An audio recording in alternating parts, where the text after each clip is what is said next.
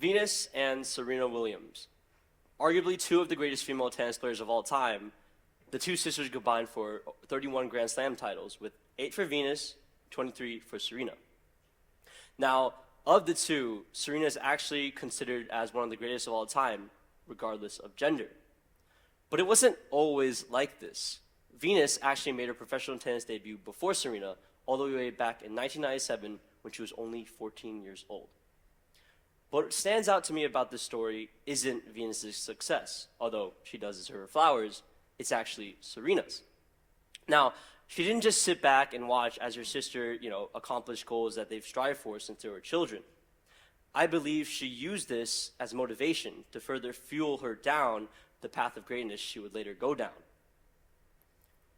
Hi, everyone. My name is Lennox, and today I'll talk about a topic that's both near and dear to many of you in today's audience. And no, it's not the Williams sisters.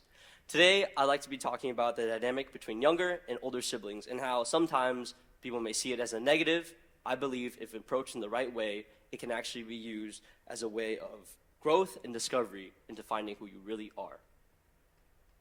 So, everyone knows that sibling rivalries are a tale as old as time.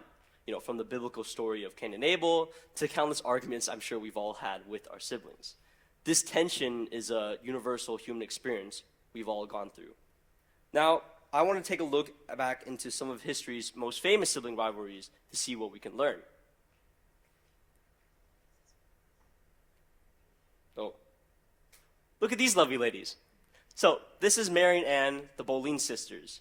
Mary and Anne competed for the hand of King Henry VIII, with Anne ultimately becoming his queen before she was executed. Okay, moving on. Cleopatra and her siblings. Now, before this talk, I didn't even know Cleopatra had siblings. Cleopatra, before being the ruler of Egypt, had 3 other siblings in which, in order to secure her position and power, she played a crucial role in all of their murders. Not a great example as well, but we'll move on.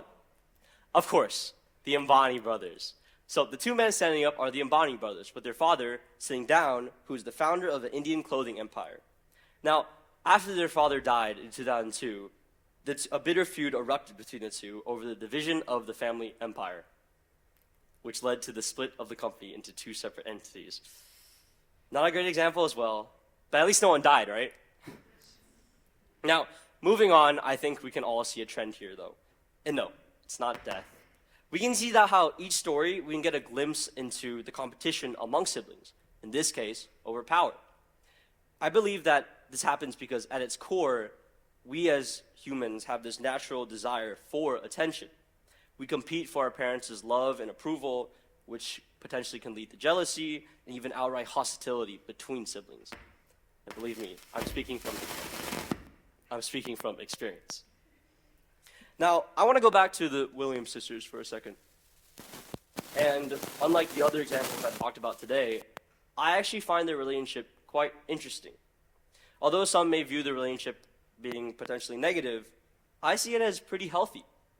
See, they both pushed each other continuously through their success and accolades in the tennis world, which only further raised the bar of excellence between them. I believe that they're the ultimate testaments to what a healthy sibling rivalry can be. And their rivalry is probably a big reason as to why they're so successful today. Now, why am I talking about this? I gave you a lot of examples on sibling rivalries, and, well, I, like Serena, also have an older sister. Oh, wait. Okay. And for the longest time, unlike the other examples today, for the longest time, I believed that me and my sister also had this sibling rivalry between us.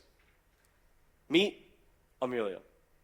Now, this is my sister Amelia, and she'll be graduating this year as she's in 12th grade. And as you can probably guess, yes, she likes to draw. She likes drawing so much that she even held her own TEDx talk about her journey as an artist 2 years ago. And growing up with someone that's so immersed into art, you think to yourself, oh, maybe I can draw too, right? Wrong. Okay, it's all right. Keep in mind, I was only 6 years old at the time. But despite these, struggles early on, I stuck with it. I kept drawing from elementary school into middle school, and now as I'm in my second year of high school, I've noticed that I've stopped. And I started to think on why I stopped. And to find out why, I started to think about why I would even start. And I found out that I was only really drawing anymore whenever my sister would draw. Kind of like the paintings I've showed before, whenever she would draw something amazing, she would show it to my parents, and they would, obviously celebrate and, worship her over it. And, okay, now, my parents are very loving, and I don't think they favor one child over another. Well, at least I don't think they do. But seeing them celebrate her over such amazing drawing that she did, I'd sit back and feel lesser of myself. I would feel like I didn't live up to whatever she was doing. And having this feeling, I would try to do my best to emulate whatever she would draw. And that's when it hit me that these comparisons between me and my sister didn't just stop at art. I found that I was comparing myself with my sister academically, socially, and, okay, I know what you're probably wondering. Me and my sister probably hate each other. You probably think our relationship is terrible. And you wouldn't be wrong. Now, for a while, it was actually like this, until I matured. As I started to grow and as I entered high school, I realized that, okay, this person's not that bad. And that as I entered high school, that high school was hard. And that I needed someone to talk to. There's a lot of stress I got from the heavier workload, and I needed someone to talk to about my feelings of what I was going through. And that's when I realized that this person that I was looking for has been in front of me the whole time. That was my sister. So, this helps me move on to my next point on how we can embrace the power of these sibling rivalries. And like I did with my sister, I found out what really helped was seeing her as a role model.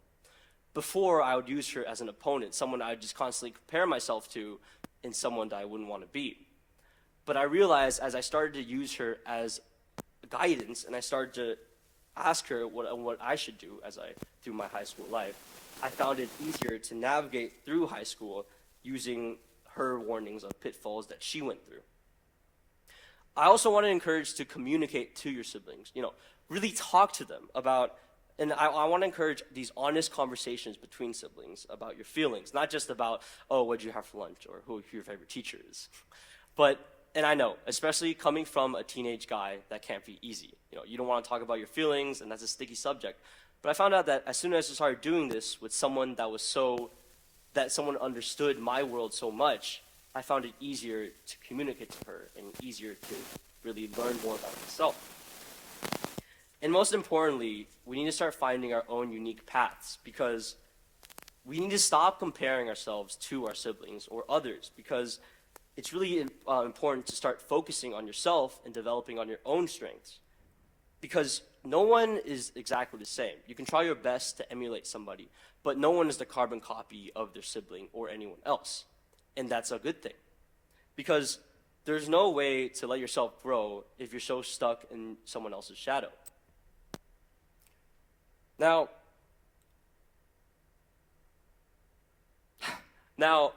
a month ago, when this speech may or may not have been due that night, I realized that I was sitting in front of an empty Word document. I had nothing written down, and I was in writer's block. And as usual, when I needed help with something school-related, I scurried to my sister's room. I started telling her, what I wanted to say, or what I wanted the message to be in my speech. And that's when it hit me that this was my sister's last year in high school. She'd be graduating in the summer, and that'd be the last time we'd live under the same roof. No more asking for help, no more laughs, no more arguments, and quite honestly, no more of my best friend. I guess what I'm trying to say is that for those of you in the audience today that still are living with your older siblings, or maybe they've moved out, I just want you guys to start really appreciating them. Go bother them, go text them, go talk to them, because I think sooner or later, you'll really wish that you did. Thank you.